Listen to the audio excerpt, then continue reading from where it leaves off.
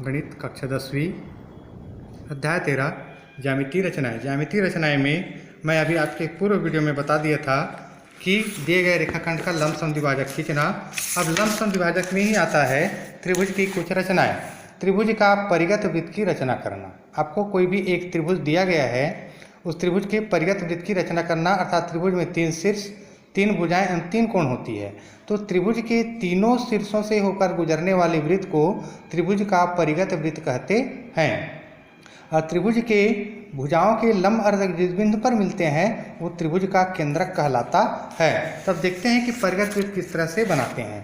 ये आपको एक त्रिभुज ए, बी और सी दिया गया है, जिसकी ए बी भुजा को 2 बराबर भागों में बांटा गया, जिसका केंद्र P में, मतलब ए बी भुजा का लंब अर्धक खींचा गया जो भी भुजा को P पर। इसी तरह से बी सी भुजा का लंब अर्धक खींचा गया जो बी सी भुजा को Q पर प्रतिच्छेद करती है। उसके बाद ए बी और बी सी के लंब अर्धक P और Q जो है एक दूसरे को O पर मिलते हैं, तो O को केंद्र मान करके OA के बराबर या OB के बराबर या OC के बराबर त्रिज्या लेकर एक वृत्त खींचा गया जो त्रिभुज के शीर्ष A, B और C से होकर गुजरता है। त्रिभुज ABC का अभिष्ट परिगत वृत्त है। त्रिभुज ABC बनाया गया, भुजा AB और BC पर लंब समद्विभाजक खींचे जो क्रमशः AB को P पर और BC को Q पर प्रतिच्छेद करती है। दोनों लंबवर्धक समद्विभाजक बिंदु O पर प्रतिच्छेद करेंगे। O को केंद्र मानकर OA की माप की त्रिज्या लेकर एक वृत्त बनाया गया जो त्रिभुज ए बी और सी का अभिष्ट परिगत वृत्त है। परिगत वृत्त के बाद अब अगला आता है कोण समद्विभाजक। आपको कोई भी कोण दिया गया है, उस कोण को 2 बराबर भागों में बांटना है। जैसे एक कोण दिया गया है ए बी और सी, ए बी और सी, तो बी को केंद्र मानकर कोई भी त्रिज्या का चाप लेकर किरण ए बी और किरण बी सी पर एक चाप काटा गया ई और एफ। इस कटे चाप को थोड़ा सा चाप को बढ़ा करके क्रमशः पुनः चाप काटा गया जो ई और एफ से जो एक दूसरे को डी पर मिलते हैं। बी से डी को सीधा क्यू तक बढ़ा दिया गया, अर्थात कोण ए बी सी जो है 2 समान कोणों पर विभक्त हो गया। ये कोण का समद्विभाजक कहलाता है। कोण के समद्विभाजक के बाद आता है त्रिभुज का अंतःवृत्त।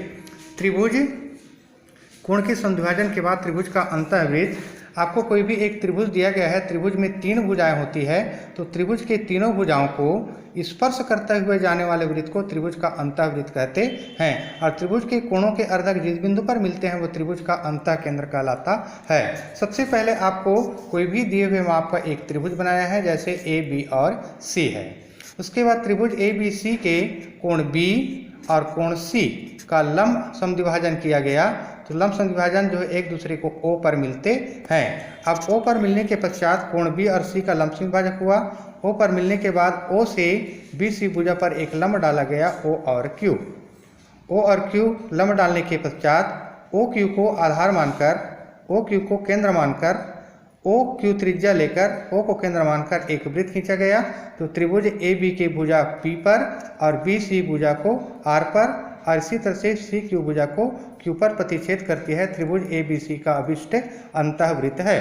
अब इसकी रचना देख लीजिए। एक त्रिभुज बनाया गया ABC, कोण ABC और कोण BCA के कोण समद्विभाजक थे।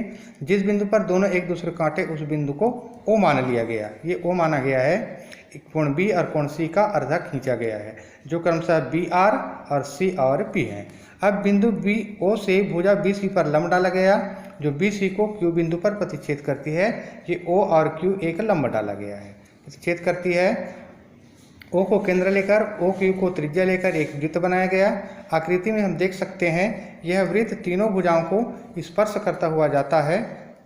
तो त्रिभुज O की AB, BC और C के लंबवत दूरी समान है। त्रिभुज ABC का अभिष्ट अंतःवृत्त कहलाता है।